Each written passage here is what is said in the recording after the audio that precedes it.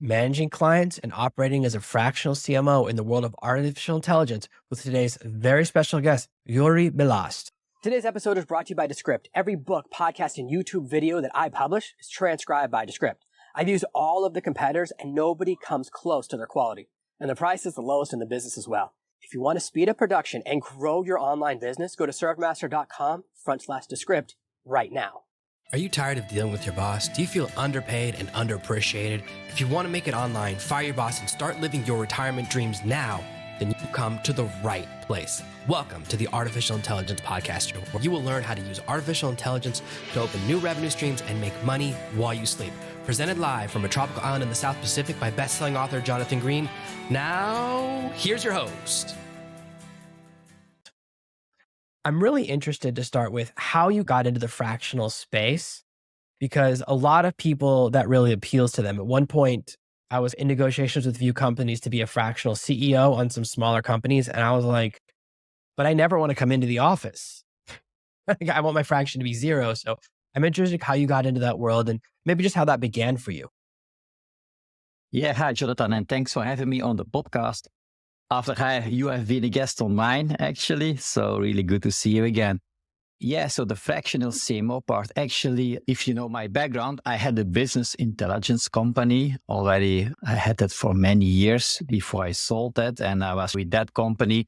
I was already helping out clients, and I was already, as the CEO of a small company, already taking care of managing, starting up different clients. So it was already a bit fractional work. But of course, when the company grew bigger, I was more busy with management than with clients themselves. And then at a certain moment, I sold that company and I started to work again as a consultant. And then I was realizing really to help more clients, but not always be doing the work, but really things that I like, which is strategizing, which is starting a project, which is coaching, all of that. That was something I like to do. And I asked, how can I do this? And then I was in the digital marketer community. I don't know if you know them. And then I learned about what is the work of a fractional CMO. And it really resonated with me. And so I was a certified partner at the time. And so I started just instead of when a client needs someone, instead of saying, you can hire me as the CMO or whatever, I said, or if they just want to hire a junior one, I just said to them, you know what? Hire me as a fractional CMO. I come with you, I set everything up, and I build a team for you. And so you have all the experience, and it's just a temporary mission. And so that's how it started.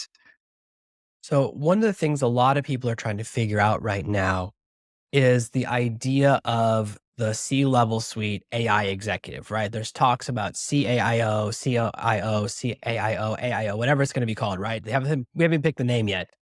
But a lot of people are trying to figure out what would that role be and what is really the line between fractional AIO and consultant and kind of outside agency, like marketing agency or AI agency that can help people. So a lot of our listeners are really trying to figure out their path because, like you mentioned, right, the digital marketer world, it starts off as, it used to be you were an SEO agency, then it became, we also do Google Places, then we also do Facebook, and it expanded. And now the kind of modern version of that is every company knows they need AI, but there's not enough people that know how to do it to match the need.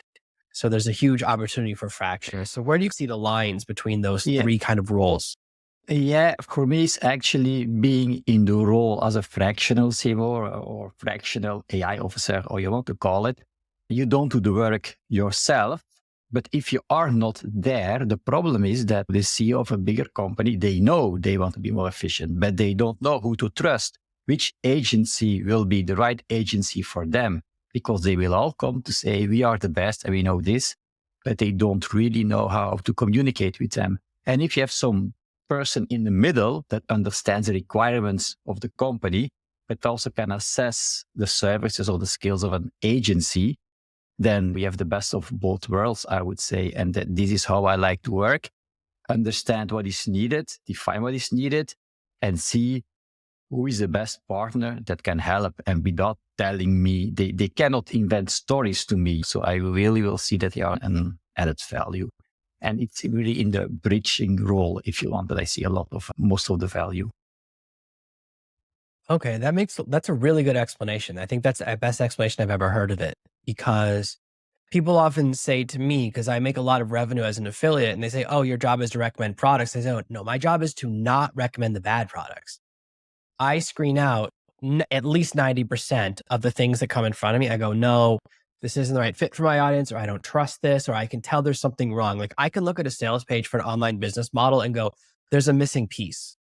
Whereas a lot of people read it and it's so convincing because the copywriting is so good, but I have that special ability. So a fractional AIO, then the real power is that you can talk to different AI agencies and services and go, wait a minute.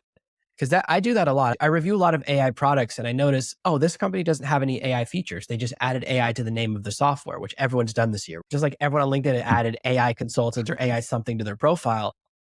I, as a non, I could see why a CEO or someone running a company, the board comes to you and says, hey, we have to implement AI. And you go, I don't know anything about this. This is not my area of expertise. How do I know who's telling the truth and who's not? Because it's such a wild west time, there are a lot of people that are taking advantage, right? And they're like, know a little bit about it or not as much as they say. So having someone on your side who can detect when someone's telling stories or massaging the truth or doesn't know as much as they say, that's really the role, right? Is to be the ally of the CEO. Yeah. And it has always been like that for me with new technology. So my background is in business analytics, business intelligence. You had that. Then if you're in digital marketing, social media marketing, it's also the same. When that became a hype, we need to do stuff on social media. Yes, but what? When something becomes a hype, there are suddenly a lot of consultants and people available that claim that they know it. Yes, it's about trust. It's about knowing where to go. It's about more in the role as, I would say, a pilot, but then seeing that you have the right crew, make sure that you arrive at your destination. Yeah, I think that's really helpful because people are trying to figure out how to leverage their expertise. Like I was had a really great meeting today with a founder talking about their software. I was like, I don't build AI software. That's not my expertise. My expertise is figure out how to use it, teaching regular people how to use it, and telling when something's wrong. Being able to tell, oh, this is not a software you want to use. The pricing is wrong, or there's something wrong in the technology, or the AI is giving a bad result. Like those are the kind of things that are very important. So that's who I represent, right? With my followers or my customers is that ability to tell them, oh, this is something you want or this is a tool you don't want. Because as you've seen on LinkedIn, right? So many people are posting AI content and they think no one can tell. A lot of us can. Yeah, I don't know if it's because it's me, because I directly see this. I imagine for most people, they need to see that it's the same kind. It's a typical ChatGPT language that you can see. Yeah. Yeah, there's certain phrases. Like I was working on something today, like rewriting an email with ChatGPT, and I said, "Wait a minute, what's happening here? You've defaulted to your regular because it does the it's not this, but it's that." Like ChatGPT loves to start with that. It's not horses, it's zebras. It's not this, but that. And then it said in the coming digital landscape, and every time I see digital landscape, I know it's ChatGPT because no person has ever written that in a post ever. That's like a ChatGPT only phrase. Yeah, there are a few words like that that always come back. Like, and also, you know what, Jonathan, it's not because I'm a non-native English speaker. There are words that I just don't use in my everyday language. So then if I ask the help of ChatGPT, I tell it I'm a non-native English speaker, or I ask it to, if you can say it to an AI, humanize it to make sure that it does not use these words that are, yeah, overused by ChatGPT. I wonder if you have an advantage because you'll see a word and go, I've never seen this word before. A lot of posts have the word ponder. It says, oh, I'm pondering, which is the way we said thinking 500 years ago. It's not a modern word. Nobody actually says it anymore. So I wonder if you have this ability to take you, why have I never seen that word before? It's because no one uses it. So you almost might have this advantage with AI detection because every time you see a word you've never seen before, it's because people don't say it. People don't say pondering. People don't talk about landscapes. Those are words nobody uses. And that's something I wanted to get into is like when you have clients who want to go all in on I feel like there's two camps. There's people that want to go all in and go too far. And there's people that are like, let's wait and see if this AI thing is going to work out. How do you navigate those things working with your clients, helping them find the right balance of using AI to accelerate their company without using it so far that it damages their reputation? Yes, meaning also what is the goal where you use AI for? So in marketing, of course, there's not so much you can do wrong if you want to be really creative with it. But if you want to put sensitive information in the AI, for instance, AI translation, this can be an issue for some companies and some clients that they are not sure if they really want that or if they don't have a policy. I had this client ask me can you come and give an AI presentation for our management? And I said, yes. And then they came back to me and they said, we don't have a policy yet. We first need to get the policy right and then you can come. So that's one thing. So clients that are afraid of how will it be used? And then you have those other clients that want to be ahead of the wave, as I say. And then what I suggest is, start with a pilot project and start in marketing. There are lots of things that you can do to better understand your customer, or for instance, to have ways to answer to certain objections, for instance, that a customer can have, or to be more creative in a campaign. Something I did, and actually that was for myself, to just optimize a landing page. And instead of creating just one landing page, I use ChatGPT in different iterations to create a landing page. And I think a lot in the direction of marketing, it's probably a good place to start. So you brought up something I think is really important, which is the lines of security. Because here's what I was thinking. Let's imagine that you're a large company and you start doing a lot of work inside ChatGPT in your company. All of that data is going to OpenAI, and upstream of them is Microsoft. So if Microsoft is your competitor, you might be just feeding them all of your most important secrets because you think you're talking to a secure AI. Because a lot of people, even though they say they erase everything, do they? People have been saying that for a long time about cookies, and we erase your data, and then you find out, no, we've kept all your data. Or all those security cameras in people's homes, it turns out they've been recording and sending everything to a server the whole time. Yeah. So what I think this is an area where people lack knowledge, is that there are secure AIs. You can have an AI that's on your computer that's totally local. And when you finish using it, you can erase it, right? You can delete everything, run a magnet over the hard drive. If that's an air-gapped computer, that's the only secure AI, right? One that never touches the internet, and you kill it after you finish using it.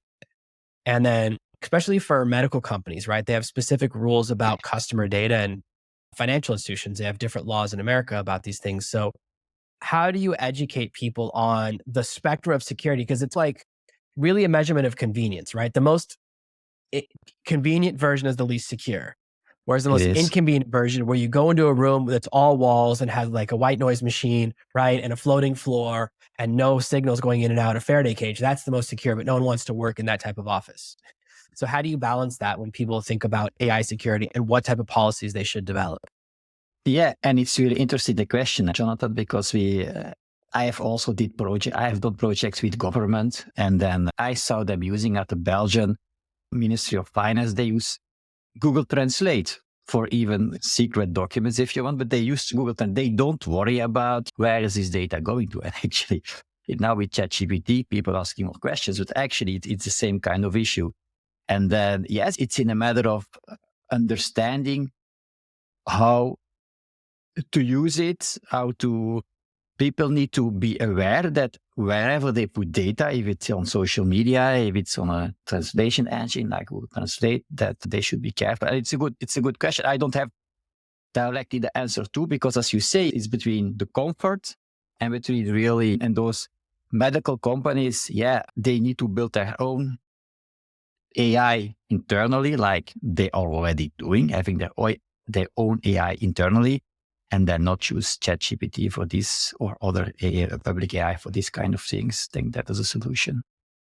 How do you feel about the world of open source AIs? Facebook puts out their almost open source Llama model, and then there's a lot of things happening where you have versions of completely uncensored AI models, you have completely local AI models, and then there's this Bloom model, which is BitTorrent, as in parts of the AI are stored on 1,000 computers, so that you can have a much stronger AI, but it's not localized. There's pieces of it everywhere. And I don't know if that's more or less secure. I'm not 100% sure, because there's pieces of the data everywhere. So what do you think about that, and where open source is taking AI and the pressure it's putting on the other companies? I think it's always good to have open source because it makes the other companies evolve and makes the software evolve. About security, that has always been a problem, or maybe a question mark with open source software, or if it's now AI, something else. I would always be careful, of course, with that kind of solutions. I'm not too technical enough to really understand where there are the real dangers. But you mentioned like this decentralized part that should be like it's also in Web3 and blockchain, everything that's decentralized. It's not at one place. So it should be normally, by the way it is constructed, more secure. But yeah, so power is not, or the data is not on one place. That's my 2 cents, but I'm not an expert in the technical part. Yeah, my thought is that people won't decide how secure to be until something happens. Yeah. Remember initially, everyone just assumed ChatGPT always told the truth until a lawyer got in trouble, a lot of trouble for bringing in fake court cases. And it seems like the only way we learn is by touching the stove, right? Until someone has a bad incident, they go, oh, okay, be more careful. Until someone has a security incident, then we go, be more careful. And it seems like we still, as humans, as a group, still like to learn things the hard way. So I wonder if we'll only develop security policies after some bad things happen to people. We just kind of have to hope we're not the ones who get chosen because you Yeah. don't really know, especially people who are using tools on their phone. You don't know which tools secretly keep your microphone on all the time. Like they're just listening to everything and pulling in Yeah. data. And that alone, like I don't, there's certain apps that I don't have on my main phone because I'm suspicious of them. I have to use them for my work. I use it and then I put it in another room. It's never in my pocket because of those things. But what do you think about all that? Do you think that's how we're going to have to learn is only the hard way? Actually, that's of course a good way to learn. If you make mistakes, you learn from it. That's mostly the best way to learn, but it's not, those mistakes are not too costly, then it's okay. But if it's really a security problem, then those mistakes can be really costly. And yeah, I see it also with AI, for instance. So my girlfriend, she's a French teacher and she used ChatGPT to create some exercises for the students. But yeah, obviously there was one big mistake in there that ChatGPT made. So you can never really trust. And she's a French teacher, so she could have seen it. But if you do something that you don't understand and you use ChatGPT to do it for you, create a program, or if you want to create a translation in a language that you don't know, then there is a risk involved. And if it's with security, yeah, I would even be more careful because with AI, you never know what is going. It's not mathematical. Eh? You don't know if you give A, you get B back. You give A and you get C back or D back, and the next time you get something else back. So you're never really sure. So I think there is a kind of a danger. And yeah, testing, if it's in security, testing is important, but you can never be guaranteed, of course. Yeah, I think this is really helpful. I know a lot of people are trying to figure out this AI world and getting different perspectives, especially perspectives from other countries, from non-native English speakers, and the idea of being fractional. I think that's where a lot of people are trying to go because especially when we're trying to figure out that I don't want to go back to the office. There's still so many people that are still working remotely, like years, which I didn't know until I saw it in the news this week. I was like, oh, I thought I was the only one still working remotely. It's really interesting to see how there's these new opportunities rising. I think this has been really cool. You've been a great guest. I really appreciate having you. So excited for this episode to get out there. Where can people connect with you online? Where can they find you, find out more about what you're doing, see how you're operating as a fractional CMO, and maybe even work with you? Yeah, thank you, Jonathan. If you just Google me, so I have a difficult name, Joeri Billast, you'll find a lot of stuff. But I have my blog, my website, which is web3.net, WEBDRIE.net, which is actually Dutch for Web3. I also have my podcast, which is the Web3 CMO Stories podcast. The articles are on my blog. There is also the podcast episode with you, Jonathan, on there. And if you want to connect with me, I love to connect on LinkedIn or on X or one of the other social media platforms. Great. Thank you so much for being here. Of course, I'll put all of those in the show notes. And of course, if you're watching on YouTube, it'll be in the description. Everything is there for you guys. Thank you so much for being here, Yori. It was an amazing episode of the Artificial Intelligence Podcast. Thanks for listening to today's episode. You can get a free custom GPT bot that I've built with the click of a button. Add my personal content creation assistant to your company in less than 2 minutes. Add Cynthia Diamond, the content creation expert, to your team absolutely free at artificialintelligencepod.com/diamond. Thank you for listening to this week's episode of the Artificial Intelligence Podcast. Make sure to subscribe so you never miss another episode. We'll be back next Monday with more tips and tactics on how to leverage AI to escape that rat race. Head over to artificialintelligencepod.com now to see past episodes, leave a review, and check out all of our socials.